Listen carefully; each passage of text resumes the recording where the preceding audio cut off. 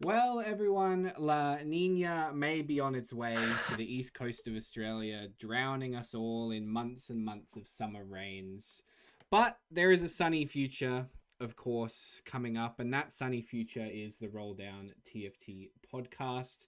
Tonight, I am joined by two absolutely wonderful gentlemen. I want to start, first of all, as I always do, with saying a big hello to my co host, Sol. Sol, how are you?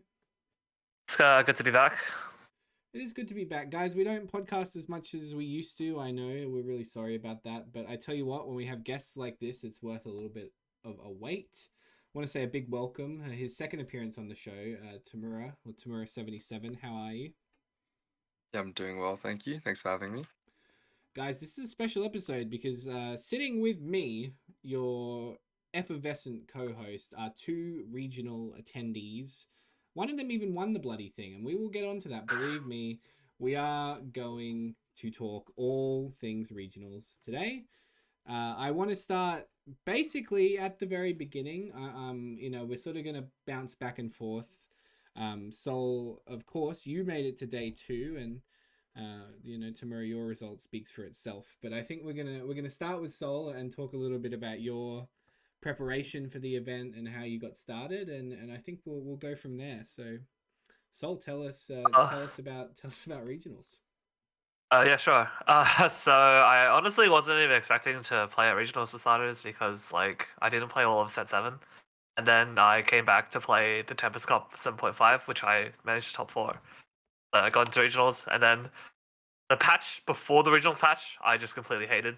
I was like the Zyra Seraphine patch. I just absolutely hated that patch and didn't want to play the game. And then once the regionals patch came out, we only had like a week and a half ish to prepare, and I was like pretty busy for like the first sort of half of that week. So I only really had like Monday through to the Thursday to really properly prepare for regionals. And so my prep was like I did like I did like 6 7 hours of like VOD viewing like during the day, just like mostly like watching like NA players play, and then like in the evening I play like some ladder games on like OCE. Um, and then I like did a bunch of like looking at just like stats and stuff on like tactics or tools, like mostly just looking at like augments, comps and stuff like that. But yeah, that was pretty much my prep. Tamura, I want to come and ask you a pretty similar question. You have been in the running, for spot at regionals or at the very least high up on the championship points radar for the season. So I was wondering what your preparation was like for this big regionals event. I'll be honest, my preparation was like relatively limited in the sense that because of just the way my exam timetable worked out, I had all my assignments due around regionals, so I was like constantly just shifting between that, like go to uni for 6 hours and then come home and play TFT for like another six.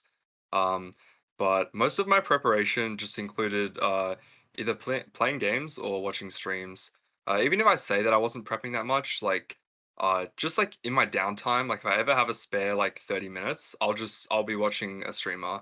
I watched a lot of Setsuko Dish Soap. I really enjoyed watching Froden's VOD reviews because he VOD reviews so many different regions. Mainly he does a lot of China VOD reviews, but also leading up to regionals, he was looking at some other places, and I think afterwards he was looking at the Japanese regionals as well. And he's always just looking at something interesting. And so yeah, I'd say a lot of my preparation was mainly just watching Twitch. I didn't take too many notes. Like I take a few notes here and there, but not a whole lot. Fair enough. And Sol, you spoke a little bit about the patch going into this event. I think I might just simplify it for everybody when I say that dragons were good going into this regional Yeah, event. If pretty I good. can be so obtuse as to say that dragons were good, I will leave it at that. But I want to dive back into the days of regionals. So Sol, going into day one, I don't imagine your expectations were really to go as far Oh no, as to make it I through. was just trying to get to day two. Yeah, I was just trying to not get day one. That was literally the goal. And anything else, because it was my first regionals, and like it's the whole like experience was like a very big jump up for me in terms of like my experiences in competitive TFT, because like I haven't really pushed too hard for like snapshots in the past or anything like that. I haven't really like competed in any sort of challenger series or anything like that. So it's a very sort of big jump up from the sort of open qualifiers that that I had played, if that makes sense. Playing against a lot better players, play quality is much higher. So yeah, the games feel quite different. I'd love to have you expand on that difference. Sort of tell me what you mean when you say that there is a difference between the kind of TFT you're used to playing, Oh, because you I are a I, I challenger mean, TFT player. yeah, So I mean like boards that are like easily like AFK, like 10, 15 win streaks, like get broken up very easily. Like like once the player quality is like ramped up, like boards that like you think that like are good aren't actually as good because the other people are also good at making boards. Mistakes get punished like way harder. A lot of this sorts of things. Yeah, just like a lot of small things. I'd say is probably like the best explanation. Tamura, do you share that sort of similar feeling to Soul, that when it comes to kind of the high level decision making, there's such a big difference even between challenger, ladder to tournament play? I completely agree. I think even on ladder, especially in OS, if you're not playing at peak times, even in rank like 10 or top 20, you still get a lot of master players in your lobby, especially if you're playing late at night. And so the difference between Open Cup qualifiers and ladder isn't actually that difference. Like you're playing against masters most of the time anyway. But the difference between that and Challenger Series or regionals is huge. You'll find that in a lot of your games, stage 3 and 4 in particular, if your board isn't up to scratch, you'll get punished very heavily. And I'll talk about it more later in the podcast, but I felt that that was like a big change to my play, was not greeting Astrals as much, because playing around Econ openers in Open Cup qualifiers and ladder is fine, but you really have to change your play style to be consistent in regionals. Interesting. Yeah. Look, Sol, I want to say, from our perspective, of course, we've played a lot of card game tournaments before, and the number one factor when it comes to a card game tournament is you want to win on day one. Day one is the most important day for a card game tournament. That is the day Yeah. that defines the rest of your weekend a lot of the time, and it's no different in TFT in this instance. So, if I can sort of jump a little bit to the final game, you actually started day one of regionals quite slowly in comparison Yes, my scores were not very good. to what you would expect. Talk me sort of through Yeah. that feeling. Well, I mean, I guess like the upside of like going in with fairly low expectations is that like when you're sort of down in the gutter, it doesn't feel as bad, if that makes sense. Like you didn't really like put too much into it. Like if that kind of makes sense. As in like I wasn't like I went into this like not expecting like all well knowing that I was probably in like the bottom sort of quarter of players that had made it. And that it's not that I don't have any faith in my ability, but it's also more that like realistically I am one of the weaker players. So when like I brought forward like a lot of like my early games, there was a bit of hope when like I top forward one of them, and then I like got really close to top forwarding a bunch, but like basically came fifth and sixth in a bunch, and then so it was like one game left, and like whatever happens happens, right? So that was like pretty much like my mental space going into it, and like I didn't like put too much thought, I guess, into like, oh, I need to make it, or like, oh, I need this however many points to make it. It was really just like, oh, I'm just gonna play the next game and like do what I can, kind of thing. Yeah. Yeah, fascinating. Thank you for sharing that. Tamura, I'd love to jump back to you.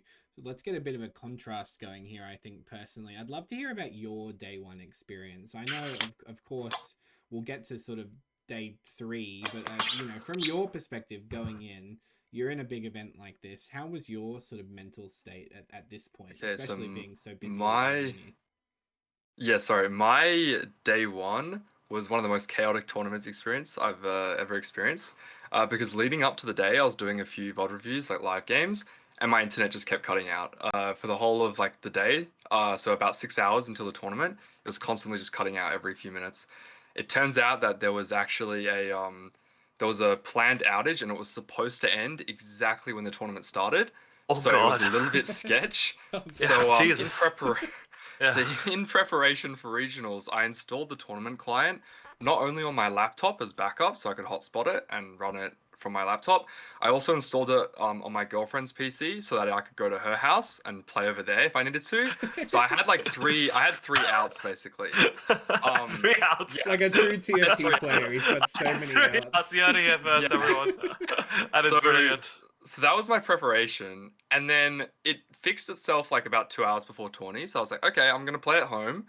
And then I opened up my tournament client, even though it was working before. It was working like 2 hours before, and it just wouldn't work. And there was nothing I could do to make it work. I tried restarting my PC like 5 times. Tried like starting it. I tried force uninstalling it, but it didn't want to do that. And anyway, so I ended up playing the first 2 games on my laptop because that was my backup. That was my first out. And so yeah, so playing day one, the first 2 games on my laptop, I was just playing for a top four. I wasn't trying to play fancy. I was hard forcing Soy Siphon. I knew I found a way to fix it on my main, but I had to force quit it, force reinstall it, which meant I had to repatch, which would take me another hour or two. So yeah, I knew I was gonna get back onto my main eventually, but it was pretty stressful because during like carousels and stuff, I was running back and forth in between my laptop and main PC, like making sure that it was patching. There's like a bit more to go into, but I won't ramble too much. But yeah, that it was pretty stressful. Not gonna lie for the first couple games. Obviously, the rest is history, as they say. I would love to sort of move on. Let's talk day two now. I'm going to swing back to you, Sol. Look, it wasn't a perfect day. Let's put it that way. I'd love, in your words, as you said, it was Yeah. really, it was make day two, then see how we do from there. Let's talk a little bit about your experience. How did you feel? I mean, I think day two is like where like a lot of leaks, I guess, in my game plan really started to show. Probably like, I mean, it's been memed a lot at this point, like like the 4-1 Alshin, like I didn't play it and stuff. But I think like what was more egregious than that was probably how I was going into like treasure dragons, specifically Radiant Treasure Dragon. I like for some reason like I just completely looked over this part of the game, and like I just had like I went into basically I went into the tournament not knowing what Radiant items are good, if that makes sense. So like it makes a lot of sense like with that context when you watch like how I play like my Radiant shops, where like I literally just like I'm like rolling past like this like Radiant items, and it's just like what is this guy doing, kind of thing.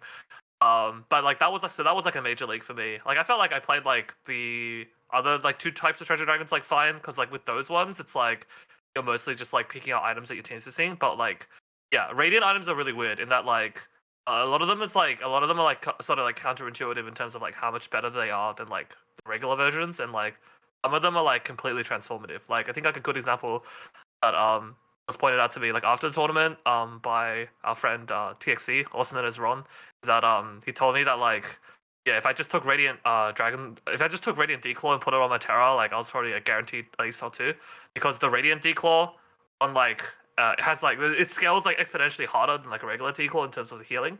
It's like absolutely broken on like dragon tanks. So like not even not for example like not knowing something like that is like really really big. But so I felt like that was like the main issue for me. Um, no amount of like high roll was gonna like save my ass in those kind of games. But yeah, other than that, like I think that like I played those games like fairly suboptimally in what were otherwise like pretty high roll spots, and I did not get there. It's a interesting thing that you picked up there that I'd like to sort of speak about a little bit more. And that is that at the stage we're at now, set 7.5, there's like 4 set mechanics in this set alone. There's Mm. augments, dragons, and radiant items all put together all at once. And what you picked up on there when you said that, like, oh, I wasn't prepared for radiant items. Previously, you had a whole set to be prepared for radiant items. You Mm. knew them because they were such a common factor. Do you think that Yeah. where we are right now in TFT, I'll start with you tomorrow on this one. I'll bring you in for this. Do you think that like where TFT is right now, there is like a really high learning curve at the top level in that regard? Yeah, I mean, going off of what you just said about how there's multiple set mechanics all merged into one, for sure. There's a lot that you can learn, and the skill cap is obviously really high as well. In terms of the learning curve, for sure. I remember during I think it was set 5 when they had shadow items and people were complaining that that was too hard of a learning curve. Personally, I didn't really think it was too hard of a learning curve. I just didn't really like the mechanic. I just felt that it was the combinations was just boring. There was always a BIS for everything. All you really needed to do was supplement your shadow items with healing most of the time. But you compare it to now, and yeah, even small things like that, where like there's so few games where you actually have to make a distinction between which radiant items actually make your board a lot better than if you just had the regular item. Because most of the time you're not going to get radiant relics, and then sometimes you're only going to have one radiant item from Treasure Dragon anyway. So yeah, I'd say the learning curve is relatively high, but at the end of the day, if you're considering the learning curve, not the skill cap, I still think it's not too bad because of all the extra data we have. So we have like things like meta TFT, all of the overlays, all of the tactics.tool. You can use statistics and just look at which is the highest place win rate.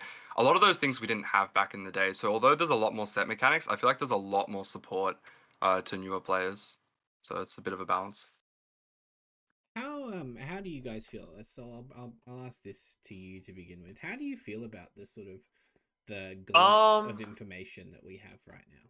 Yeah, I think that like okay, I'm of like two minds because like I'm kind of like in the middle in that like that there's like I think there's like fairly clear pros and cons of having a lot of these sort of different game systems that we currently have. I think that like strategy games in general need to get more and more complex as they age in order to keep the current player base interested. I think that if you were to not really change TFT at all, like as much as people sort of complain about things like augments, things like I guess like dragons and stuff, if you don't add these sort of type of mechanics, and you, for example, just made every set like set 5.5, which is a very good set by the way, but it's a set that's known for being very fairly simplistic.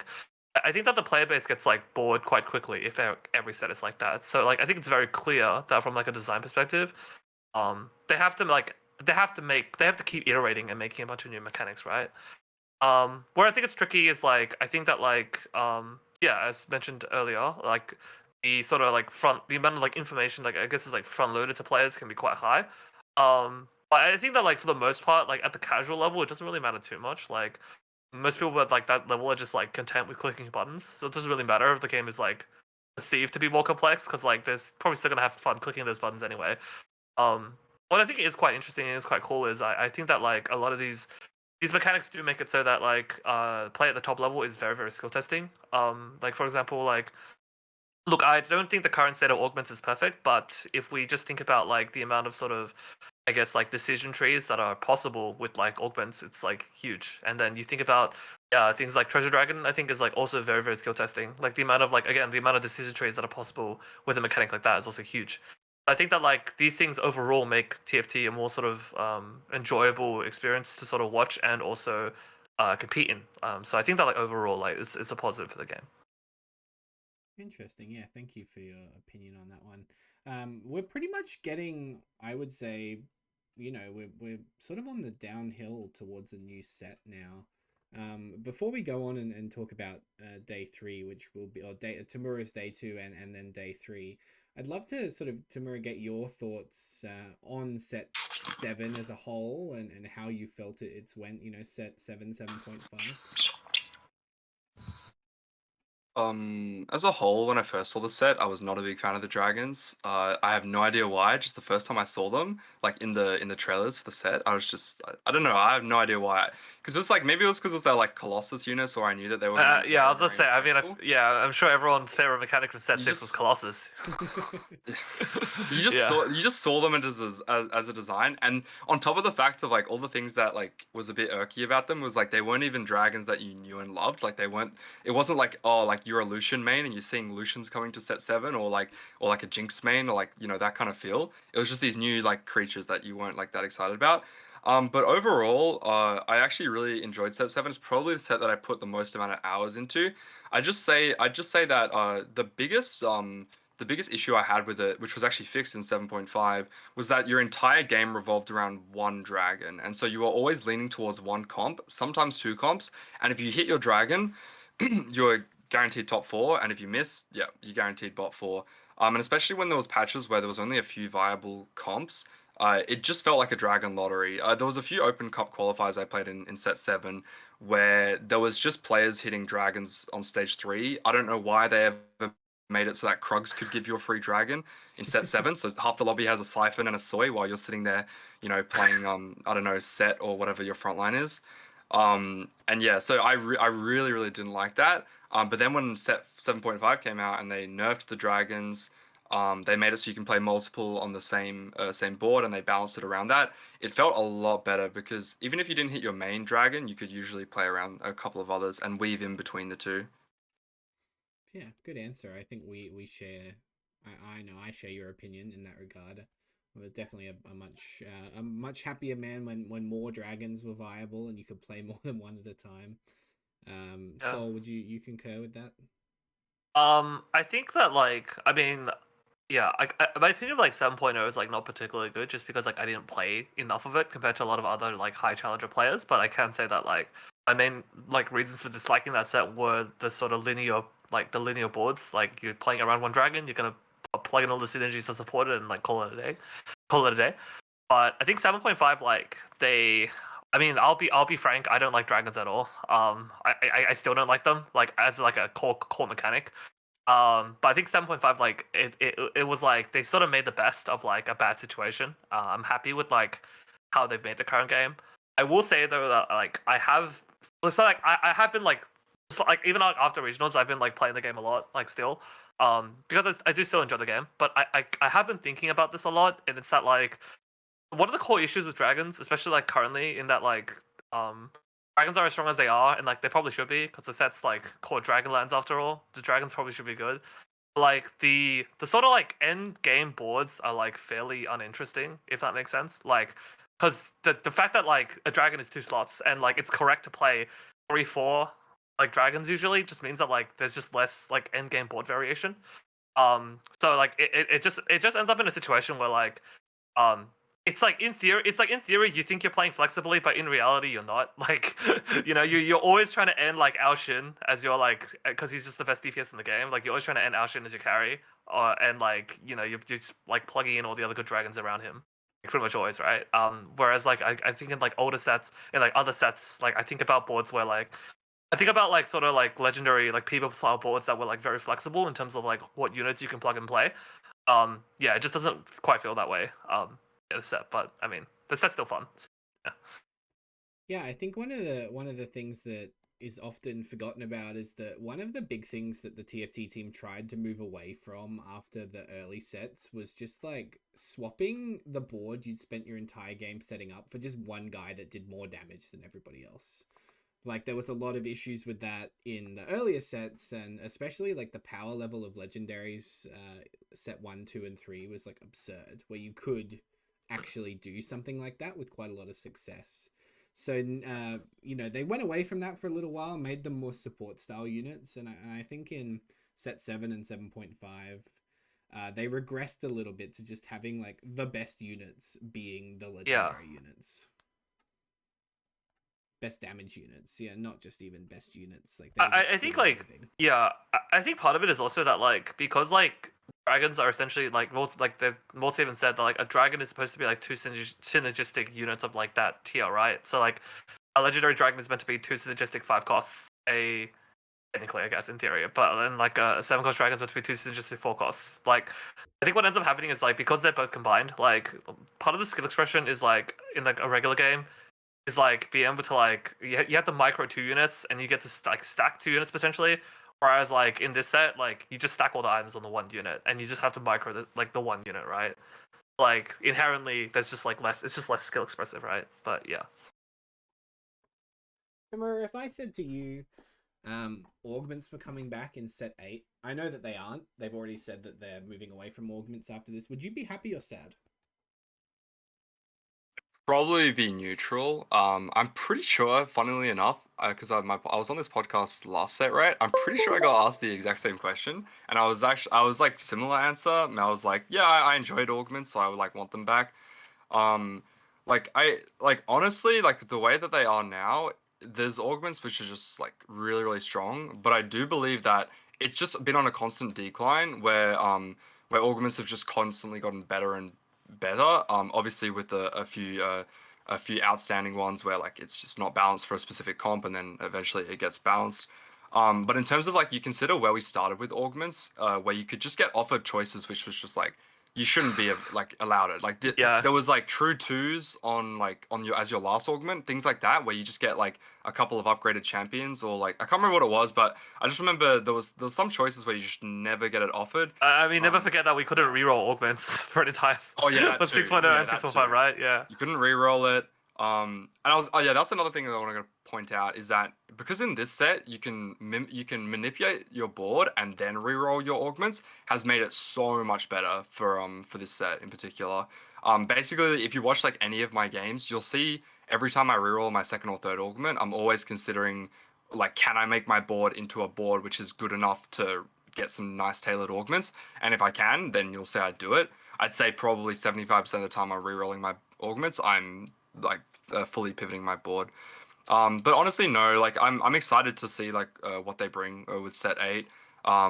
Regardless if I think the set's balanced or if the like I enjoy the mechanic that much, I know I'm still gonna enjoy TFT. I never really like go away from this game, even if there's periods or patches where I feel like I'm just not having that much fun. If I'm not having that much fun, I'll just stop playing it as competitively, and I'll just play off stream, or I'll like play double ups, or like play normal games with friends. Like yeah. Speaking of competitive, let's get back to talking about regionals. Tamuri, your day 2, I assume you weren't playing on a laptop anymore. No, not anymore. Yeah, talk to us a little bit about that. Okay, so day 2, so for my day 1, I was like just playing for top 4, like top 6 even. Like if you went 5th on average, you're fine. So day 2, it was just like don't fuck up, don't go 8th. As long as you don't go 8th, you'll be in like a very comfortable spot to just keep playing out the rest of your game. Not once during day 2 was I ever in the spot where I was pressured for a first. So I can't remember my scores exactly, but basically, I just played the first 3 games, just relax, play for your top 4. Going into the meta, I believed that Soy Siphon was just way too stable of a board to not play. So if I had a lobby where there wasn't lots of Soy Siphon forces, I would just lean Soy Siphon, play Astral Opener, and then lean into it at 4-2, do like a 4-2 roll down. If I'm healthy enough, I can do a 4-5, but most of my games were 4-2. And I do want to point out that after my day 1, uh, it was Keith and Jose did VOD reviews of all of the regional players, and I was lucky enough that they actually did all 6, well, not all 6, they did all 4 of my games that I actually streamed because 2 of them were on my laptop. Um, they did VOD reviews of all the games, and what they pointed out was that I was greeting Astral Opener into Astrals on stage 3 all the way up into 4-2. And they pointed out there was a lot of times during stage 3 where I could have pivoted my board into a non-astral board, which saves me a lot of HP. And if you think about it, if you win one round, you're getting +1 gold for that win anyway, which kind of offsets the gold you're getting from the astrals, as most of the time you're just getting +1 anyway, because you're only playing 3 with the spots that I was in. And yeah, and so that was really good because then I was just playing less greedy. I was securing the top 4s in the first 3 games, and then I think after those first 3 games, I high rolled my game 1. Like it was the most high roll Lagoon game of my life, like I'd ever played. It was like just the most stupid thing ever. I was in a really comfortable spot, so I just kept playing the same way. And I'll be honest, day 2 was probably where I high rolled the most. So I managed to get a couple firsts where I was really just playing for top 4. We haven't talked too much about comp specifically. I'd love for you to talk about Lagoon. How did you feel like it was positioned in the meta? I think if you opened with, so the way I viewed Lagoons is that there's 3 items you're looking for. You're looking for Blue Buff, Zizirot, and Morello. Those are the 3 core items to the comp. And if you had one of those items, because normally you start with 3 components. If you had one of those items with the Lagoon opener, there's a good chance, if your augment's good, there's a good chance you just play Lagoon. But if you had one of those items plus half of another one, I felt Lagoon was like A to S tier. I felt it was a really good way to play Lagoon.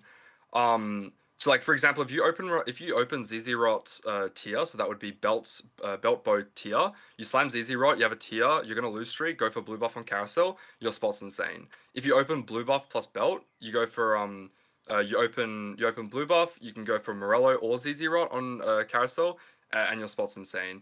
I think if you could get your blue buff before Krugs, and you had Avid frontline, it was really strong in the meta. I think the problem with it is that if you don't have good items for it and you hit Lagoon a little bit too late, It's a comp that exponentially scales because you need to be ahead of the curve with leveling, and you're generating so much econ when you're hitting those breakpoints, as well as the fact that you're getting free items. And so if you're ever in a bad spot for Lagoon, it's a guaranteed bot too. So I think a lot of people going into the tournament, they weren't comfortable with Lagoon because they probably didn't have enough prep. And then maybe they got 1 or 2 games where they're like, all right, I'm gonna hard force Lagoon this game so I can prep. It goes awful for them on ladder because it's like, well, your spot was bad for it to begin with. So yeah, I felt like not enough people were using Lagoon when they had a spot to play it. Interesting. Yeah, that's fascinating. And so going into day three, where do you end day two? Like in position wise. End of day two, I was rank one, so I had the Yeah. highest rank one. I was the top, so I had the highest tiebreaker. Is that what you're asking? Yeah, pretty much. Yeah, Just for our yeah. listeners out there who may not know. So you go into day hmm three, you're the top seed, basically. You have a good tiebreaker. Talk to us about how you felt before that final day.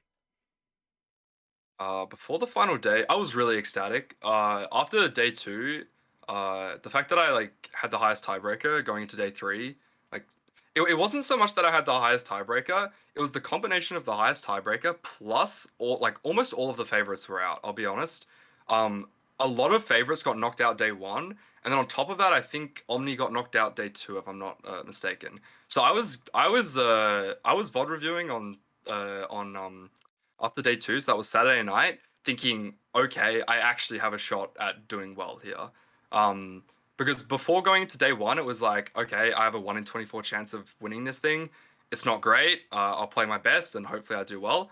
But going into day three, I felt really, really good because I was thinking, okay, it's no longer a 1 in 24. It's now looking actually more realistically like a 1 in 6, like an actual decent odds. Yeah. I think what I'd ideally like to do here is slow it down and talk a little bit of TFT, like get a bit theory wise on this one. So let's talk about your sort of game one on your final day. What were you thinking as the game loads up? Also thinking, I think what I recognize from my day one and two is that it's very, very easy to go into a tournament and let the pressure get to you. I think what I did, I've actually have a decent amount of history with TFT tournaments because I've played in every Open Cup qualifier that I can, just because I enjoy them. I've played in 2 Challenger series and 1 MSI, so I feel like I had enough practice where I know what keeps me calm, and the value of staying calm, not tilting, and just playing your current game is so super valuable when going into tournaments. So leading into that first game. I played my music. I played the playlist that I enjoy that relaxes me, gets me a little bit motivated. And leading into it, I didn't really have too much of an extra thought than what I had at day one or two. It was just to play the game plan, try and play correct where you can, and try not to tilt too much about mistakes. Personally, I'm not a player that tilts when I low roll. Obviously, like you can find clips out of context where I'm low rolling on stream and cursing Mort Dog, but whatever. But it's more the fact that like genuinely, it's more of an act. I will genuinely be upset with myself if I make mistakes as opposed to if I just low roll. So my thought process was entirely just play your current play style and try to minimize mistakes. And even if you do make mistakes, it's really important not to tilt because this is just game one. You can have a bad performance and bring it back. Wow, fantastic. I think one of the most underrated things about TFT is that it's actually quite an emotional game sometimes. If you're an emotional person, I'll put it that way. Like, because Hmm. there are a lot of micro portions of the game that are very like intense. Emotionally, physically. Like people jumping up and down out of their chairs or their eyes are and fingers are going at 100 miles an hour because they got to roll 10 times in 15 seconds or 30 times in 10 seconds or something like that. So it's really great to hear that you found like a system that works for you specifically. I know earlier you mentioned that like day one you were like, oh, I'm gonna play Soy Fan. Day two I'm playing Astrals, but I've recognized on the back of some VOD review that I should be more aggressive on stage three and fix my boards and play a little bit play better boards in stage 3 and stage 4 so that I'm not bleeding out too much. Day 3, are you thinking the same things? You're like, I'm going to play Soy Fan as much as I can. If I have openers for other comps, I'll play it. What were you thinking sort of game-wise? Well, you'll notice actually because I think I end up playing Xayah 3 out of 6 of my games. I went into the tourney thinking I will play Xayah maybe like 10% of the time if I get the opener. But after doing a lot of VOD reviews, I kind of realized that if you have the Astral opener, playing the 2-star Varus into an actual board on stage 3 and 4 is just so ridiculously stable. And then obviously you have the benefit of flexing between Astrals when you want them or when you don't. And so my game plan changed up a little bit. One thing I will note, what changed in terms of the comps that I wanted to play going into day 3 was heavily influenced by my lobby. Um, Initially on game 1 of day 3, I had Huey, who was known as a Rengar one trick in tourney. I had Percy Jackson, who was known as a Xayah one trick in tourney, and then I had Colorful, who was known as a Rengar, Olaf, or Soy Siphon. So it's just like an AD one trick. And then I think there was a couple other players that I knew they liked to lean towards Rengar as well. I knew Kade and Obo were like AP flex. Most of the time they were playing around AP opener into like Fast 9, and those are the types of players to watch out for going 1 and 2 because 1 and 2 or like 7 and 8. So if they get the opener that supports them to a Fast 9, you know that they know the line very well and they're going to cap out with a Fast 9. Otherwise they can bot 2. So my plan going into the day was I felt that on Soy Siphon I was actually going to be relatively uncontested, so I can just play that for some secure top 4s in the first 3 games, and then reevaluate my spot after 3 games and think, okay, do I need to start playing for a more first or 8th? Because at the end of the day, I didn't have enough championship points to go to Worlds no matter where I placed unless I went first. I could try and secure my LCQ spot, but really I was just playing for a first. And so that's what I was thinking about as every single game moved forward. Yeah, interesting. Sol, I'll divert to you as well. Feel free to jump in and ask some questions anytime. I will just say, like, did you feel, in this instance, you talk about Xayah a little bit. Did you feel that Xayah was a board in this meta that could like cap out at a first?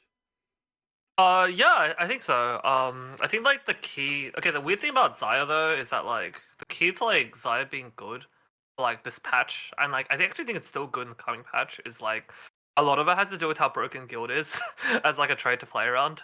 Guild is just like so 100%. ridiculous.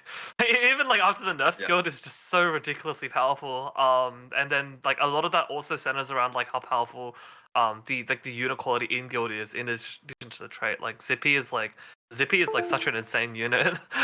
It feels weird to say, but like the Xayah board, like it's not even necessarily about like Xayah, if that makes sense. Like Xayah is like your DPS, sure, but like the thing that actually makes it like a Xayah board good is like having like good augments, upgraded like guild units, and then eventually going into like Shyvana to actually like close things out. Shyvana is still very very important. But yeah, so like going into 20, like I definitely like felt like Xayah was like a strong board that like could win, provided that like it was like piloted correctly. Yeah. Yeah, for sure. Oh, sorry. No I just worries, wanted I to was gonna quickly say for go you go too, after right? Sol. That was my final Um, question. just like with the Xayah board, going into Yeah. tourney, there was very like a lot of us, like, even the higher the challenger players, were doubting how good Xayah Oh, a was lot going of to be. people were saying it's unplayable. Yeah, I agree. Yeah, because of A lot Rengar, of people were saying because of the that. pillars Yeah. Rengar. I had the stance that if you have more than one Rengar player in your lobby, don't bother. Yeah. But there was another challenger player, Percy Jackson, Oh who yeah, also I was in the talked to final Percy a lobby, lot. I watched him and play a lot. Yeah. I did VOD reviews with him, and it's so Yeah. funny because he lives in a life of fear, as I put it. Every single round he's scouting, his entire Yeah. thought process is, am I going to get jumped on by Sins? And so his favorite augment, like not exactly favorite, but one of the ones that he always takes is Future Sight, because then it just gets rid of that fear, and you can always see when you're about to get jumped on. And he showed me so many positioning things that you can do to actually win the Rengar matchup. And like you said, it's not about Xayah. If you have a Varus 2 and a Xayah 1, you always play the Varus 2. You itemize the Varus 2 until you hit that Xayah 2. And the Varus matchup, if you position your correctly, there's a few very interesting things that you do. you can actually win the Rengar matchup every time, unless it's a Rengar 3 and you're still Varus 2, because your Varus will just permacast. And something that, yeah, I got flamed for quite a lot was that if you have a guild spat on your Varus, you don't put armor on your Twitch, and then you can position your Twitch accordingly, and the Yeah. Rengar will jump on your Twitch. You can manipulate it so that it'll always jump on Bard or Twitch. And yeah, there was a few people in chat who wanted me to mention, don't put armor on Twitch, guys. If you have a guild spat, just don't do Do you it. remember seeing that in your chat a lot? Yeah, sure. Yeah. Yeah, thank you very much for that. So, I mean, look, we go into the last couple of games here. Tamuri, you're basically, I think, relatively leading for most of day 3, to be honest. Like, you're in a pretty good spot. What are those last 2 games like? Are you actually starting to feel a bit more nervous? Are you feeling excited? Are you playing any differently than you were previously? Yeah, I just wanted to like point out, so yeah, like you said, going into the last 2 games, I think it was my game 4. So going to the last 2 games was really hard for me because after game 4, if anyone was in my stream, they would have seen I was genuinely on the verge of tears after game 4 because I missed a determined investor proc. And it doesn't sound like much, but it meant that I missed a Shyvana 2 Oh, with yeah, Diamond I Rings saw it. I because I saw it. had Yeah. because I Sure. didn't have my duplicator, and I got my duplicator the round that I died. And if I had that, I would have probably won that round, maybe even some rounds before. And it turned a fourth, which could have been a potential first. I don't know necessarily if I would have gone first that round, but in my mind at the time, I just told like in my mind I just lost 3 points. And going into game 5 and 6, that was a huge 3 points that I couldn't really afford to lose. And so, like I said before, my game plan was always just like try not to tilt about mistakes that I made. But at that moment in time, that was too big of a mistake to just kind of brush over. So I think what I did was I ended up turning off cam and just walking outside for a second, just like recollecting my thoughts, and trying to like de-stress. And then it was interesting because I wasn't actually placing that high. Like the caster said, I was just playing consistently. The lowest I placed on that day was a fifth, I think. Um, and so even though like I wasn't getting really good results, I was still somehow always either like first or second in the points. And I think going into game 5 was probably the one where I was the most stressed because if I got a good placement in the 5th game, then I could relax for the last game. And I think that's actually what ended up happening. And then going into game 6, I did the maths, and it was like I had to outplace Colorful by 4 or something. So if I went 6th, I was guaranteed. And then I had to outplace Percy by 1 less than Colorful. And so yes, I was very stressed going into that game, but the good thing was that I wasn't going into any of my games thinking I have to play first or eighth playstyle because it was completely against my playstyle and my game plan going in to play for a first. It was always I want to play for top 4, ideally top 2. And so the fact that I got to go into the final 2 games in my comfort zone was what worked the most because I think if I had a bad performance in the first 3 and then I got to game 4 and went, okay, I need to go first this game to bring back my points, I probably would have tried something and gone down a different line that probably would have just netted me another bot 4, and then from that point it's mathematically impossible. So I think that's one of the biggest high rolls was that the fact that no one else was like performing crazy. Everyone was very, very inconsistent that day. Just allowed me to play in my comfort zone and stick with it. Yeah, fantastic. And I guess while we're sort of wrapping up this day 3, I know that there was a lot of thoughts about like what would go on after. Maybe you got to do an interview. I don't think that materialized. Yeah. How I'd just love to know how you felt afterwards. I mean, I was in your stream at that point. I got to see the excitement on your face, but in your own words, what was going through your head? Like I said, while it was actually happening, it just hadn't clicked like at the time. I know you'll see like maybe like some other people would be like a lot more static. I feel like I didn't show as much emotion as like what was actually going on inside my head. Maybe that's just like the type of person I am. But obviously, I was extremely ecstatic, and you could see that I was smiling the whole time. It meant a huge deal to me. Not just because of the amount of like hours that I put into the game, but because of like just the way that the timing and how worlds worked around, is that like I'd finished like I'm really passionate about TFT, and not only am I really happy with the result, but because of the result, I'm now like allowed to for the next month to put so I can justify putting in a lot of work Yep. into the game, which I already really enjoy. And personally, like I had so much fun doing VOD reviews, like even after like a couple games of regionals, and I know I'm gonna have so much fun over the next month grinding out lots of regionals prep. Um, but yeah, I was extremely happy, and it meant a lot that so many people came into my stream like during the final game and stuck around for I think it was like about half an hour to an hour after, chatting away with everyone. Unfortunately, I didn't get to do an interview, but like I had like my friends there, like Fox and Reunic, and I got to do like the fake interview after. Stuff like that was fun.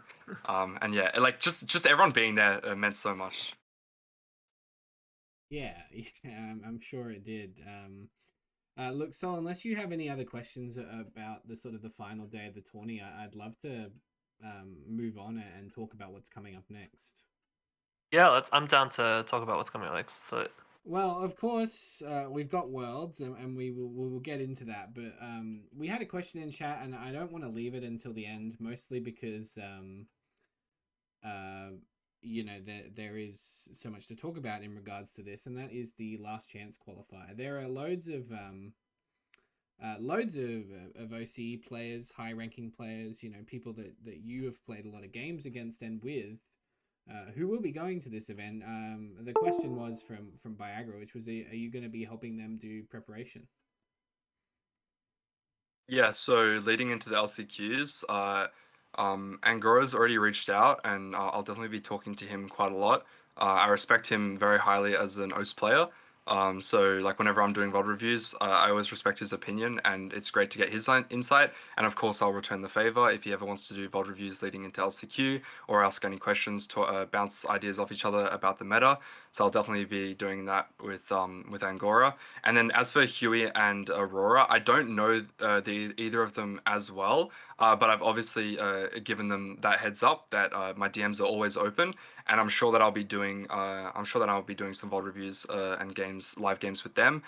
Aurora, in fact, I found it quite funny because Aurora DM'd me. Congratulating me on the last day, and then I checked my DM history, and he actually asked me a few questions about my Chemtech Ergot video, like from way back in the previous set, because I made a guide and then I put it on Reddit, and he must have found it somehow. And he asked me a question, and we had a whole back and forth because he was asking me questions and I'd give him a big answer. Then he'd be like, "Oh, thank you so much. Like, give me another question." And then we had a back and forth. And so I just find it really funny that like all that time ago, we were actually in DM still talking. And then yeah, I offered that yeah, of course we can talk and do LCQ prep together. If you had any advice to give to players going into the LCQ, it doesn't get to happen often in TFT. It doesn't get to happen often in a lot of games, online gaming, where players get to play against opposition from other regions. How important would you say that preparing to face against other regions is going to be? I think it's really important. I guess going into a new like versing other regions where the meta might be slightly different. Um, I my advice for going into big tournaments like LCQ would be similar to what I was saying before. Is that your preparation should not only just be on TFT and getting like try not to get too stressed about it. Um, but also preparation on how you actually play on the day. I put a big emphasis on making sure that you stay cool and that you don't take new lines that you're not comfortable with. The importance of staying in your comfort zone, not getting stressed, and just playing what you know is really really important. And so I would say that in your preparation, of course, you want to play very flex and figure out what like get a good read on the meta. But then as you start to get towards your final week of preparation, you should definitely be finding your comfort zone and don't just and the easiest way to find your comfort zone is to talk to other people about it and actually say it out loud. Like I went into the tournament saying I am comfortable playing these five comps. I'm going to lean towards these comps. And once I've already said it, it's in my brain and I'm not going to forget it. And there was one game I think in particular where I had a Rengar opener. I had half of Zeke's, so I had Belt plus Runins. I had a Guild Spat, and I had a really good Rengar opener. And then my next shop, I had Varus, Twitch, and I had the Astrals. I already had two Astrals in my on my board. and I just went, okay, I can either play a line that I'm not comfortable with and play uh and play the Rengar because the spot was really good for it, or I can just play my comfort. And so I pivoted to the Varus because it was a very easy pivot. It was only like 2-3 or something. Um, and so yeah, I'd say preparation is like mental, comfort zone, as well as talking to other people. 'Cause I think talking to other players doing VOD reviews, getting everyone else's insight is really really valuable. I really like that bit about sort of sticking to what you know and sticking around, like playing around a comfort zone, because I think like it's one of those things I think that I sort of found out the hard way myself. Is that like in like sort of like the open calls and stuff, you can sort of get away with being a little bit more sort of like look, we'll figure out on the fly kind of things. Like, I've seen it played a million times, I'll play it by ear, it should be fine. But like the thing is that like when you're playing at sort of this level where like you're gonna get punished for like every small mistake, that's the spot where like, yeah, you really don't want to play something that you're not particularly comfortable with playing yourself. And I think that's one thing that's important to know is like there's a very big difference between sort of knowing how something's played in theory and actually having played it yourself. Because it's one thing to have watched a bunch of VODs of other people playing it and like having a rough idea of like how it works, but the fact of the matter is like TFT at the end of the day is like such a complex game with like so many sort of micro decisions that like unless you actually try it yourself, like you don't really know what the sort of decisions look like, right? Until you actually try it. So yeah. Yeah, fascinating. Look, I think there's really only the biggest thing of them all left to talk about, at least for what's coming up, and that's Worlds. I know you mentioned how much you enjoy watching Frodan do VOD review of other sets, especially like China, even like Japanese events. He does a lot of VOD review for. Is that something that you're gonna like? I guess that sort of style where you watch a bunch of these other regions. Is that something that you're gonna take into this event? For sure. I definitely love watching. I love watching a lot of VODs, and I like watching other regions, especially when they're doing something different. I will say, if you watch most of the regional games from the OS regionals, you'll see that we played a very narrow line. The meta comps and the final boards were all very standard. And so that's why looking out to other regions can be super valuable because you can find new innovative lines. And if you really enjoy that line, then that might be something that you can steal the tech and make that your comfort comp, or just like a pocket pick that you have that you might bring out if you get a very specific opener. In terms of styles similar to Froden's someone who likes to do the VOD reviews. He's very analytical and all of that. In my opinion, it's like he can do whatever he wants, and if it works for him, that's great. In my opinion, though, his style doesn't work as well for me because I think he places a little bit too much time in documenting everything. It might be more so the fact that he can share it with others. But what he does is he records every single augment selection, he records every single placement, and he's just putting it all into a nice Excel spreadsheet. And personally, there's a lot of that wastes a lot of time. And a lot of the times, like he'll put all of the augments, and the odds that he actually goes back and generates, learns something by going back to seeing it. Like a lot of the time, the augment choices are just really obvious. Me personally, if I'm watching something like that, the only time that I would take significant notes is if they do something completely different to what I was doing. If it's a close augment selection, like you've got Electrocharge and CB1, they're both silver augments, they're both good for your board. Either one's like relatively fine. If the China player decides to do the one that I wouldn't, it's not a big deal. Whereas if they take something completely different, or if they re-roll 3 augments, which I think are perfectly fine, that's when I'll start to take notes, and I'll do it in a relatively different fashion because obviously I won't have notes on every single decision they make, but I'll just have them on the ones that allow me to learn something new because I think I would have done something different in their situation. Yeah, fascinating. That is super interesting. So, I was wondering if you had any questions regarding like preparation for the event or anything for tomorrow. Oh, I don't know if I have any actually. To be completely honest, I think that like a lot of what like probably needs to be said has already been said. So yeah. Yeah, I mean, I think you've covered a good lot of it tomorrow, to be honest. I do want to like talk one quick thing about like TFT comps, and that is like before the event, realistically, there was not very much like to be learned about the set. But one of the things that did pop up sort of as we were getting towards regionals, during regionals, like that evolved during the days, was sort of the reintroduction of a couple of reroll comps, and especially like Karma. How did you feel that was going? And how did you feel that impacted?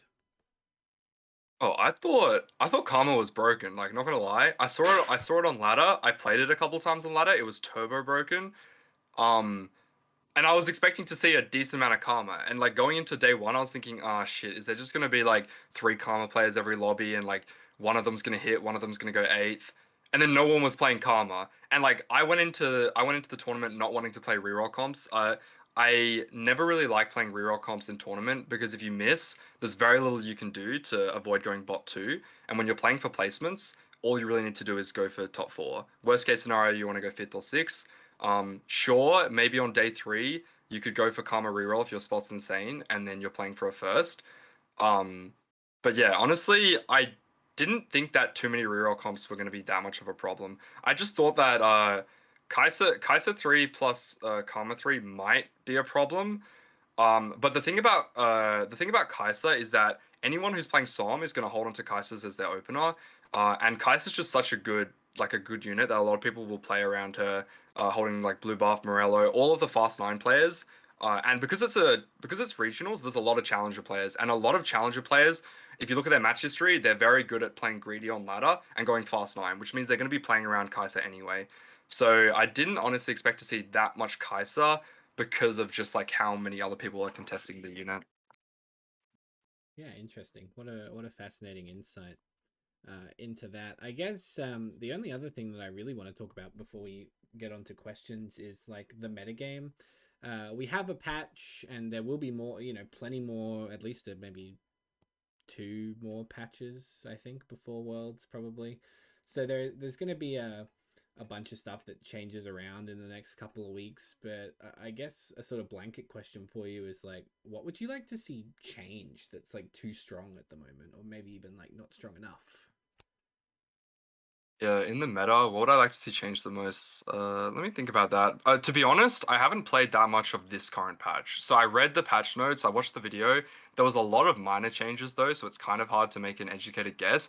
I only played 6 games of the patch. I know I say only, but that was because I was ranking up my Smurf, so it's not really. I couldn't really get a read on the meta. I was playing in silver, ranking up my Smurf, so I have no clue of what the meta looks like at a high elo. What would I like to see changed? Um, yeah, honestly, I don't think really have like a great answer, because I pretty much liked the previous meta, and I don't really know what's changed too much about it, moving forward. Um, I actually have a yeah. question, and it's been Hmm. weighing on my mind for a while now in terms of the state of the game. This might be a very very lukewarm take, or it might be a very hot take. I don't think it's a very hot take. But do you think that they should remove guild emblem from the game, like they did with like whispers and stuff? I'm starting to think that like guild emblem is like way too broken.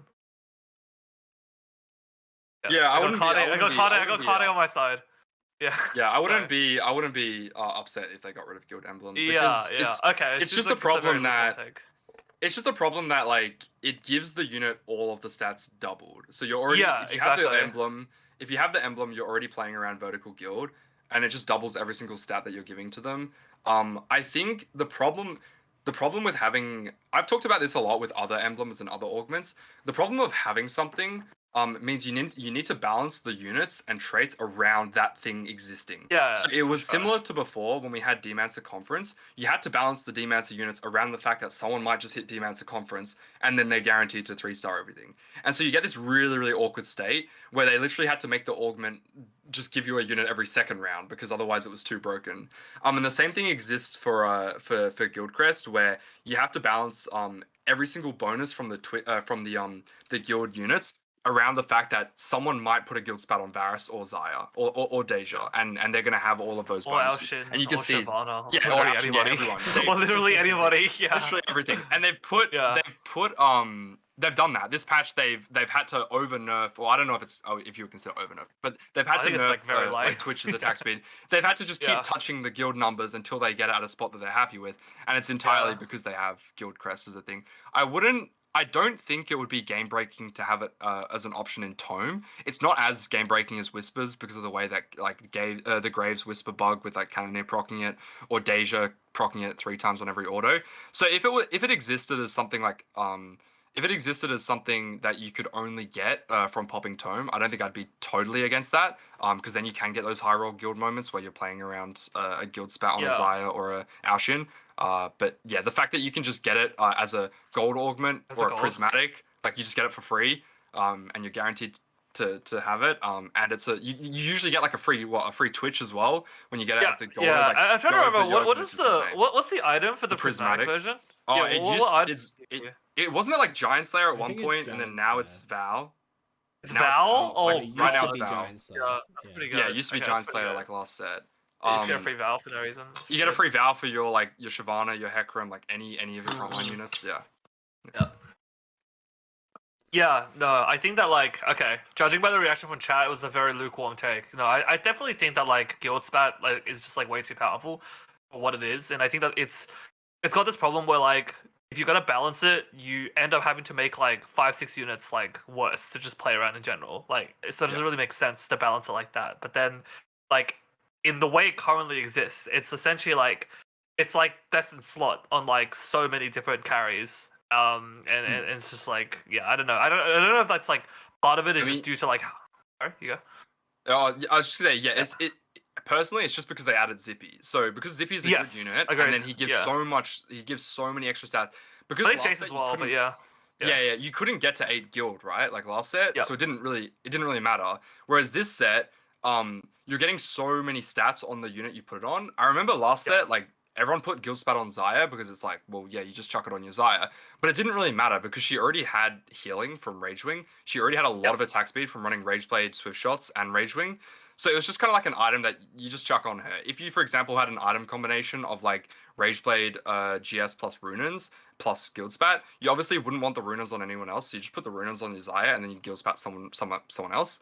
And so yeah, it's mainly only an issue because of how strong vertical guild is as well. So that's the two ways that they could balance it. Is they could either get rid of it and then balance around that, the fact that it doesn't exist, or they would have to balance vertical guild. But then you could never play like Twitch reroll or Zippy reroll. And I know Mortdog loves to have like the comps designed in a way such that you're not just playing towards legendary endgame boards. He wants those fun like reroll comps to exist as well. Yeah, no, I think it's like pretty tough for sure. Like it's definitely in this like really weird spot where like it's pretty broken, but it's also like not game breakingly broken, if that makes sense. Like it's not quite like Whisper Spat. It's not like Whisper Spat or like Rebel Spat before like they fixed it and stuff. Yeah. It's not like there, but it is also like kind of egregious, like how powerful it is on some of these endgame boards. So yeah, I don't know. I don't know what the solution is. I personally think they should probably just get rid of it, but yeah. Yeah, interesting. It is. It's really fascinating. I will ask as well, like, because they got. Is it true that they got rid of Cutthroat as well, like Rengar? Yes, this current patch they got rid of it. Yeah. Do you think I don't think anyone really cares. No, nobody really cares. Like Rengar's not really gonna be Cutthroat. What's Cutthroat in the data? I feel like no one took it. Oh, I don't know. it was awful. No one ever no one ever picked it up. That's what I thought. Yeah. The Mort's logic was no one wanted their carries getting mana reaved. No one wanted to even take it in the first place. Like, I agree. Yeah. Yeah. So which is weird because I feel like it was good in set 6. You get an actual for Rengar. Yeah, I was gonna say it's weird because I did not look at the data very closely like back in set 6, but like I feel like it was actually good in set 6, like 6.0. Back when like Sins were a lot more meta, like when you had like Talon, Shaco as Katarina and stuff to play around. Yeah, that's when you actually had had Sins that you could play around, like reroll ones that you could use. Whereas like now you have like Kiana's just a support unit. Nyla, you just play around her with Lagoons. Like you're not really you're not really building a board around it. And then the only really like final option, like Diana, sure you can play 2 Sins, but you're never going to play vertical Sins. You're just playing around vertical scale scorns. And then you have Rengar, of course. But then the thing with Rengar is just like I don't know. I feel like he just like doesn't really need it, and you're not even running vertical Sins anyway. You're just running multiple Rengars. That's like another thing that like I really dislike, and I hope they move away in the future. Is like when it's like making it so that it's correct to play multiple copies of the same unit. I don't know. Like actually, yeah, that's probably a good one. What are your thoughts on Darklight and the way it plays? You got the DJ and Darkflight players in the chat, the ones who like abused Aphelios in the first week of of patch to like gain infinite LP. Won't name names, but they know who they are. You know who you are. You know who you are. Yeah, Yeah, you know I who you never are. really got on the Dark Flight hype train. I Dark avoided Flight bully. Aphelios because I knew he was gonna get like nerfed. I thought he would get nerfed more than he did. Like he stuck around for like for an extra patch because they didn't nerf him hard enough in the first one. But personally, just like once a reroll comp or something like that becomes broken and everyone in my lobby is playing it, I actively avoid it just because I want to play flex and I really dislike playing quote unquote like broken comps for LP, knowing that there's a chance it just gets nerfed, right? And then truth be told, I probably should have gotten into the Rengar like meta. I should have learned the Rengar comp a lot more, a lot earlier. But I personally thought that Soy Siphon was just like was really really strong for what it was.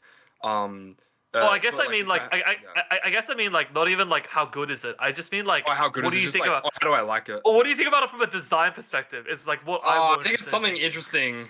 Like, 'Cause yeah, I feel like it's an interesting is how I'd abomination. put it. Yeah, I think it's like there's some world where they can maybe make it work, but it's like Yeah. no one's gonna. The amount of time they have to put towards designing it Yeah. versus like like some things are hard to balance. Like whispers is nearly impossible to balance. Like you're just always gonna have it. Astrals from like a coding perspective is near impossible to code because you're just gonna have Yeah. a million bugs. And then dark flights is just like from a balancing perspective, I think and it's like such a a design nightmare. perspective. It's like a combination of Yeah. all of the things. It's Yeah, just so yeah. hard to. You'd have to have an entire set.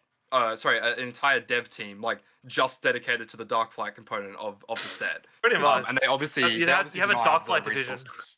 Yeah, exactly. You Yeah, don't yeah, have the yeah. resources to put that much Yeah, thought into I think it. that like Yeah. I think for me like what I dislike the most about it is like it violates so many like of like just like okay, how do I say this? Like it Fundamentals. violates so many fundamentals of like the game, Yeah, if that makes sense, in terms of like how you for play sure. and approach the game. It like changes so dramatically with like how Darklight works, if that makes sense.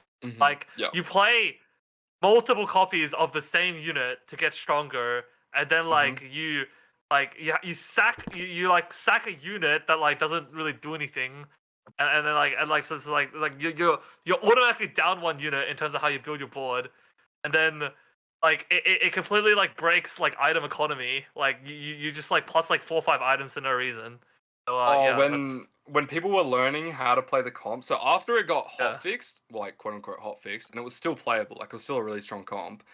A lot of players were learning how to play the comp, and what they quickly realized is you're supposed to just send it down to 0 gold because it doesn't matter. You secure your Yeah. top four. Like you just Yeah, send it yeah, down to yeah. 0 gold, hit multiple copies of the same unit, and then you can just go to the toilet and like You just play the thing that you're already says top. Darkflight on it and put it on the Yeah, board. yeah, yeah, And then, yeah. And yeah, you top you four, can't and there was fake as so fuck. many. There were so many players who were like sitting on 50 gold. They were trying to manage Yeah. their econ decently well. They were trying to Yeah. build econ on 7 so that they could eventually go to level 8 on 4-5. It just does not matter. You just send it to 0 on 3-2 if you need to. Send it on level 7 3-5 if you want to, and you'll make it to level 8 eventually. It doesn't matter. You've already secured your top 4. And yeah, it's just It's not pretty good to have. Yeah, it's it's not good pretty to have. gross. Yeah. Mm. I mean, from like a competitive standpoint, like I don't really like how what people play, if that makes sense. Like you just play what's strong. Yeah. It's like you know what I mean. Oh Like no, if no, that's what. I have no Yeah. like. Yeah, I yeah, have yeah. nothing against players who. Yeah, I have who zero. use it Yeah, for I have zero LP. problem with people actually abusing it on ladder and stuff. I just mean in the sense that like I don't know if this should exist or if anything like this should ever exist again. If that makes sense. Yeah, yeah, for I sure. just think that like yeah. I think for me, like the thing I just really dislike about it is how much it breaks like item economy. Like it just like breaks economy, like it just breaks item economy like in such an egregious way. Mm. Like you just like because if you think about it, right, it effectively makes like 4 or 5 items, like assuming you play it properly, and like for basically no reason. And yeah, all right, that's the Darklight rant. All right. You guys, you bring up a really interesting point there. Something that I just want to quickly like hark back to when you say that the TFT team's brains. You know, like when you eat too much, but you want to keep eating because the food's really good, and you're like, oh, your brain is bigger than your stomach. That's basically what the TFT team is like. Like their brains are so huge, they come up with all this like sick shit. But there's like They want it to 4 of work. them, and there's Yeah. 4 people in the office having to deal with it for 23 hours a day. I feel like it's really amazing just how far the TFT team has come in general. You know, we talk a lot That's about true. we talk a lot Yeah. about like how sort of crazy it was, like the early sets of TFT, the early patches. You know, like changes got made all the time, but it was like they were just like they just had to react to whatever was happening at the time because like there weren't enough of them to make wholesale changes every 2 weeks all the time. They were like, oh shit, okay, we have to nerf this. We're like completely gutting this unit. We're gonna buff this unit. And there's just never really been like enough people on the TFT team to like keep up with just how innovative and awesome they've made TFT. So I guess one of my hopes would be like we get a Dark Flight division of the TFT team one day, you know? Like... There is something to note about exactly what you just said. I found it quite interesting. On Twitter, I think it was like a week ago, someone posted an ad for like positions at TFT, and essentially what the role was doing exactly what Sol and I were talking about, like debating on the existence of a certain trait or interaction or an ability or something like that, and then how, from a design perspective, how does it actually fit into the current set? Is it going to be too difficult to balance around? The comparison that they made is there already exists a League of Legends division that does this exact same thing. What they're looking for is high challenger, like high elo challenger players who have an understanding of the game. And the comparison that they used was, for example, if you consider Prowler's Claw in League of Legends with Pike. Initially, they wanted it to be a blink, but then the problem with that is then if you have a blink on Prowler's Claw, then abilities like Pike's one of Pike's ability, which allows you to stun, it just guarantees the stun, and it makes the game really really unfun because you just build that item, now you're guaranteed to hit your ability, and it's small things like that that you need to be figuring out from before you actually implement it into the game, because otherwise you've got all of these issues that you need to completely redesign how they actually work, and it takes way too much time. And so I thought that was quite interesting that Riot Games is actually reaching out to people. I had a look at the job, but it is actually in NA, in office. So yeah, Yeah. I thought that was quite interesting though. No, even Riot hates So remote work now. yeah. I mean, Look, you know, look, this look. is They're the opening a Riot Studio soon I in, heard in, in that in Australia, Sydney. Copia. Yeah, in In Sydney. Sydney, yes. I think it's a Yeah. Valorant, I believe. it Finally, is. funny For story. Valorant. Really funny, unrelated story to TFT. But like, I found out recently that what's it called? One of my ex game design teachers is actually now like the lead of like the Australian Valorant team somehow Oh, randomly. damn. And yeah, cause I think what happened was that like that like new Riot studio is it used to be like an indie kind of studio. I think it's like called like Wargaming or whatever. Mm. And then that got acquired by Riot, and now they're turning it into a Riot studio. Is what's going on. And so my Mm. teacher was one of the like lead devs for that studio, and now he's getting transferred over to Valorant. So that is very very interesting. Just some trivia. Many years ago, when Riot did have an office in Sydney, a friend of mine did work for that Riot Games studio, and I got to visit it a couple of times down in Sydney. I'm glad that they, not related exactly to TFT, or maybe it will be. Who knows? There may be some crossover here eventually where this studio is used for TFT related events, you know. But at the end of the day, I think that like having a dedicated Riot team in OCE can only be, hopefully, can only be a good thing. You know, let's hope that it becomes valuable to the TFT community in OCE. If you want to hire anybody, there's a lot of challenger players in this chat, right? If you're listening, that could probably use a job, I reckon. Maybe. Full flame.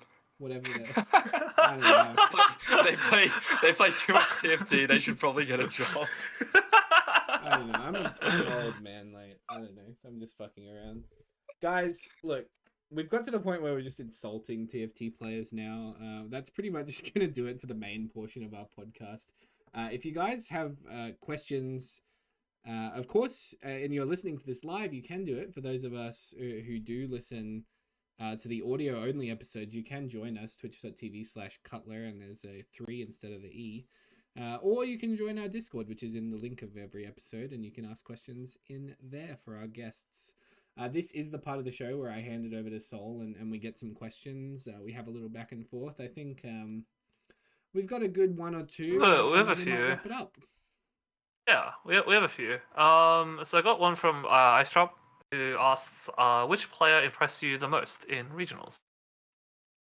Unfortunately, like I said, a lot of the ones that I was looking out for actually like got knocked out quite early. But in terms of the ones that like stuck around and I got to see like a lot of their games, I'd say Percy's a player that I didn't really know too much. I think because he was like a Zaya one trick, his line was very narrow, and obviously he made a lot of mistakes because he was playing around a very narrow line. But one thing that really impressed me was his positioning. He knows the Zaya comp so much better than the majority of OS Challenger players. And so I learned a lot from his positioning and the way that he views a lot of the matchups, specifically into Rengar, because obviously that's an unfavored matchup. But he had the mental that if you played around Varus, you can actually win that matchup every time. And so I learned a lot from his positioning and just the way that he viewed that. So he definitely impressed me in that area. And then in terms of mental, I'd say that Huey's mental is unmatched. The fact that he went, I can't remember exactly, but it was like 7-8-8 or something. He had the worst three first games of regionals of day three, and then he just comes back and absolutely destroys the last three games. So the fact that you can have a mental that strong is really really impressive. And so I'd say for the majority of the tournament, those two players impressed me the most in those two respective areas. I think for me, the player that probably stuck out the most was Aurora. Actually, like I mean, correct me if I'm wrong. I feel like most people didn't, I mean, me included, hadn't really heard of him before the tourney. Yeah, I hadn't really heard of him too much like before the tourney, and then yeah, like they did really really well. Like making it to the final day and qualifying for LTQ. So I think like that was like very very impressive.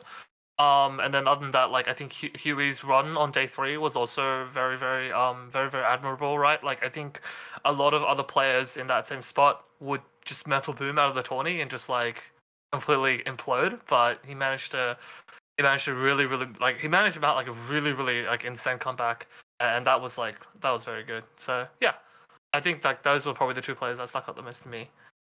Alright, cool. Got a question from Keith, who asks, "Hi Tamura, my question is, what is your favorite unit and augment, and why is it Jason Celestial Blessing?" I don't actually know the joke here. Can you Yeah, explain? yeah. The joke here is one CB. I made a huge blunder in my game one where I didn't take CB when I was playing Guild. I was playing Spellsword Deja, and instead I rerolled it, and it was a prismatic CB as well, and I just got absolute garbage. Oh, okay. I'm a person who doesn't like CB and back to front comps, but in that specific spot, it was really incredibly wrong to pass CB3 there. And so the joke is also that like I learnt a lot from those VOD reviews, and then I think it's in day 2 and 3. I think it was game day 2, yeah, because we're doing VOD reviews of day 2.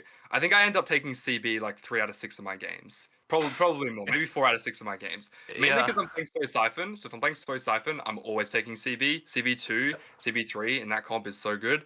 So that's the main joke there. And then the one for Jace is because I don't really like Jace on the Soy Siphon board. I'm not a player who leans towards Oh, AP okay. items. I rarely ever play Jace on the Soy Siphon board. As soon as I find like a Yasuo or a Yasuo Bard Soraka, like I'm just dropping the Jace most of the time anyway because I'm not playing around the Gnar. I'm playing Jack Soraka. And there was one specific spot where I decided not to hold onto the Jace when I was playing Cluttered Mind, because it would have dropped. It would have cost me 30, like the 30 gold interest mark. And in total, I think if you do the maths, like holding onto that Jace would have cost me like close to like 8 gold. So I didn't really want to hold on to it because I was Cluttered Mine guaranteed fast 8. So I felt, and I was also guaranteed fast 9 because I'm playing Cluttered Mine. So I just didn't want to hold on to the Jace from that spot. And I still stand by my play, even though it ends out in hindsight, holding onto that Jace in that specific spot actually would have been like pretty decent because I don't hit the Yasuo that early or any of the other units. But I still stand by my play. But that's just probably just a style difference. But in terms of my favorite unit, my favorite augment, I think I actually had to do this leading into regionals. I don't know if they I think displayed everyone it did. on the graphics. Yeah. Yeah. So what did I say my favorite augment was? Oh, Pandora's Bench. No matter, Oh, even okay. if that augment sucks, even if you like miss every single time, the time that you do hit is just way too satisfying. So Pandora's Bench, if I'm ever playing on ladder, like if I have a spot to take it, I'll pretty much always take it. As for my favorite unit, I don't really think I have a favorite unit this set. I don't know why. I feel like I always have fun playing Olaf. If I get an Olaf drop at 2-1 and I have a line to play it, I feel like I always have fun playing Olaf. So that'll probably be my favorite unit. I feel like Olaf especially is like so weird in that like you either reach like the critical breakpoint of like stacks and like combat And he's augments and just items. one shots He just everything. one shots everything, or like you don't reach that breakpoint and he just like doesn't do Yep, enough you're damage, dead. gets CC'd, dies in a hole, and you're like, the fuck's going on? Yeah, But yeah, for sure. I mean, I have played my fair share of Olaf myself. I do quite like it. As long as it's not Alright. Sin Olaf. Last set when it was Sin Olaf, Yeah. I hated it. I hated it with a passion. Oh, like, true. Watching Okay, people, have you? watching people abuse that, yeah. That's a it's good not question. fun. Have you played much Sin Olaf this set at all? I feel like every time Oh I've no, done it, because it it's so felt like rare. shit. It's so hard. No, it's so but hard yeah, to yeah. find. Yeah, but I feel like every time it's come up, I've tried it, and it just feels like shit. And I don't understand what the difference is, because I wasn't an Olaf abuser in set 7. I don't actually know what the difference is. The main difference I feel like is because this set we have Pantheon, so you just position him next to the Pantheon. Mm. Pantheon applies anti-heal and Yeah. shreds MR and armor. So when you're playing Sin Olaf, sure it's good into the comps where you're one-shotting the backline, but you win those matchups anyway when you have a 3-star Diana with Yeah. good items as well. I feel like this set you just position it close to the Pantheon and then I think it also would make Yeah. sense that like there just aren't that many like squishy backlines this set in comparison to previous sets. Like it's really just Xayah. A lot of these other backlines are playing around like big dragons like Deja, Elshin, stuff that are actually like quite tanky. Especially when playing around like guild and stuff. So yeah. I think with Sin Olaf this set in particular, like you win the matchups you already win harder, and then you lose the matchups that you could have potentially won if you weren't Sin Olaf. That's probably Yeah, I think that makes sense. Yeah. It's one of those like it just comes up so infrequently that like Yeah. it just feels like there's not even like a correct there's not even like a good amount of I data. don't even think I've like, had it. say. Like honestly, this whole set, I don't think I've had Sin Olaf once. Damn. Yeah. Okay, I've had a couple of twice. I feel like that's probably well above average. Okay, I got a question from Daniel Elridge who asks, who was your biggest threat in the last day of the tournament? So because of my championship points, I was playing for first. I couldn't qualify to Worlds directly unless I went exactly first. So I'd probably say it'd be someone like the three that I was probably looking for the most was like Obo, Huey, and Kade, because they all are players, like they're all very high ranking players. They obviously know how to go first, and I feel like if any of those three players was at a similar score level to me going into the final two games, it would be very hard for me to play for a first over them. Luckily, I managed to be able to just play for top 4 for the majority of the day, and then not have to play for first. But I feel like against any of those three players, I'd probably be outmatched in the Fast 9, like play for first or 8th play style. Alright. Good. I think that's all the questions I had prepared. So yeah. What do you want to do next, Birdie? Too much, to be honest. I think look, I would like to end as we always do on shows like this and say a big thank you to our guest for joining us tomorrow. It's been excellent. I'm really looking forward to watching your performance coming up at Worlds. Thank you. It's been it's always fun to be on the podcast. Love talking about TFT, and it's been it's been a pleasure being here. I guess if I had one final question for you tomorrow, it's the last time we had you on, I mean, it was quite a long time ago now, compared to where the state of the game is now and where your life is. I know you're close to finishing a lot of your university stuff off, so I guess I want to give you this opportunity to sort of talk about any content you might have coming up planned, or anything you're going to be doing around like YouTube content for Worlds or anything like that. Will you be streaming extra, preparing, anything like that? Definitely in terms of Twitch, I think my main focus will be on VOD reviews and just grinding NA ladder, and the majority of that will be streamed. In terms of YouTube, I don't have any huge plans. I want to focus on just getting my NA account to a high enough rank where it's actually like I feel like I'm learning stuff from playing the games. So I'll definitely be doing a lot of streams. I don't really have that much of an excuse to not be streaming or to not be putting in the hours, because all my exams and stuff will be done in the next 2 weeks. So yeah, that'll be my main focus. And then I've never done a 24-hour, so that's something that I want to try. I think the most I've done is 18 hours. Dude, don't fucking do it. So, do you mean like a true 24-hour? Oh yeah, like where you actually don't sleep? Yeah. I haven't done one of those either. Yeah, I've done fake 24 hours before, but yeah. Oh, fake ones. Okay, I've done 18 You know what I mean, hours, right? Yeah, it wasn't even that bad, to be honest. I think those are fine. I think I think if I'm enjoying the set enough, or I'm enjoying the games enough, then it's not too bad. You stream pretty late though, right? Usually, I feel like I'm not sure what time you actually are. If I have a full day of uni, I stream really late, and then also consider that I'm Western time. So when I start stream, if I start streaming like quote unquote late for me, it'll usually be 9 p.m. But then that's like Yeah. I don't know if it's daylight saving time or that's like minimum. Oh, 11 that's p.m. right. US. Okay, that makes more sense. Okay, Yeah. I think I get it. Yeah, it Yeah, makes yeah. a lot- So it's like, yeah, it appears for later sure. than it actually is. Yeah, okay, got it. Exactly. Like I think it was like last night I did a stream quite late. I started at like 11 p.m. and then ended okay, at 3 okay. a.m. But then for Yeah. everyone else, that's like in New Zealand, 3 a.m. is like what 6 hours or 5 hours ahead. So they're all waking it's up. like they're all- 9 a.m. for them. Yeah, they're all waking up in the morning. Yeah, Yeah. They're literally all waking up. I reckon I've That's probably hilarious. caught like 2 of your streams live ever because you stream after I go to bed, basically every Yep. night. So Oh, it's convenient for me because like he's still streaming when I usually finish so it's like it's perfect, Yeah, you know. I that's could handy. just rate him. Yeah, It's I great. mean that's the thing though. Like now that I'm done with uni, like my streaming was always scheduled around uni, so I would go to uni for 6 hours and do it, get everything done, then come home and stream. But if you like go back to like 3 months ago when I was streaming during the breaks and things, my streaming times vary a lot more. Like if I want to stream for a certain day, I'll wake up at 10 a.m. in the morning and then just start stream, and then that's what usually when you'll get the longer stream times. Because if I start streaming at 10 a.m. if I have Yeah. a good day, I'll stream for 12 hours and then it'll be 10 a.m. to 10 p.m. and like that's fine by me. Jesus. Well, I've done 2 fake 24 hours. My second most Yep, recent one a likewise. couple of months ago was I did 19 hours and then 3 hours of sleep and then 2 hours, and that nearly fucking killed me because I'm a boomer.